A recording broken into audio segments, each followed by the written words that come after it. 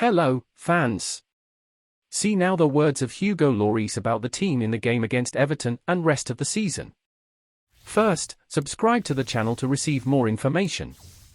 Tottenham captain Hugo Lloris has outlined that Stellini is giving the squad continuity on the training pitch, after Antonio Conte's departure.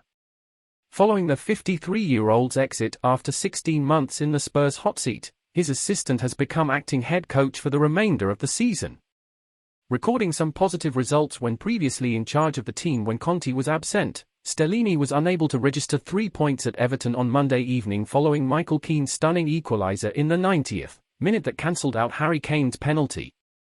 Following a positive week on the training pitch leading up to the game on Merseyside, Lloris has stressed the importance of remaining positive as they look to finish the season in the top four.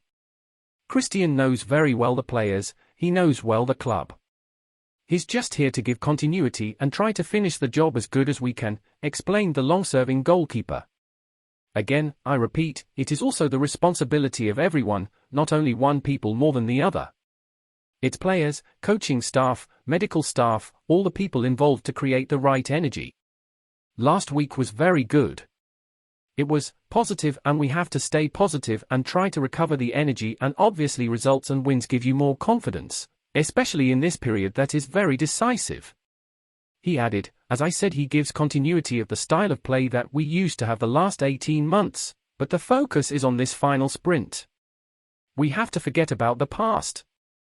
There was 10 games left with the willingness and the target to finish strong. We got 1 point. The best way to give credit at this point is to win the next 2 home games. We know home games are very important, but step by step. I don't want to look too much forward because every game is a battle and you have to keep the energy and focus on Brighton. Tottenham's point at Goodison Park now leaves them sandwiched between Newcastle United and Manchester United on 50 points in the race for a Champions League berth, although both of their rivals do have 2 games in hand over the Lily Whites. Dropping 4 points in their last 2 games after surrendering leads late on against struggling Everton and Southampton, Lloris says that the team should have managed the game much better as they gave the Toffees, who were down to 10 men for the final 30 minutes after Abdoulaye Doucouré's red card, a route back into the contest. Yes. When you look at the way we managed the end of the game, it should have been better, said the former France international when asked if it was 2 points dropped. Especially in possession.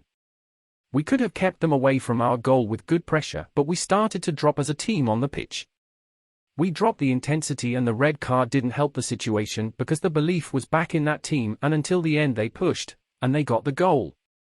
But if you look at the overall performance, this is the most important thing. A lot of positive things, even if we could be able to create more chances.